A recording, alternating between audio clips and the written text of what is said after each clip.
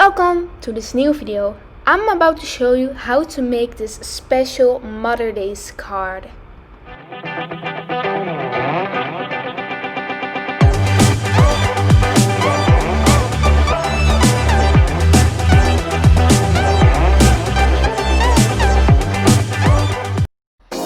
You need different colors of paper, a heart shape, and I use an oval shape with a cloud-like outline. You need a scissor, some pens, a gum, a pencil, different shapes of flowers, and I'm also using glitter sticks.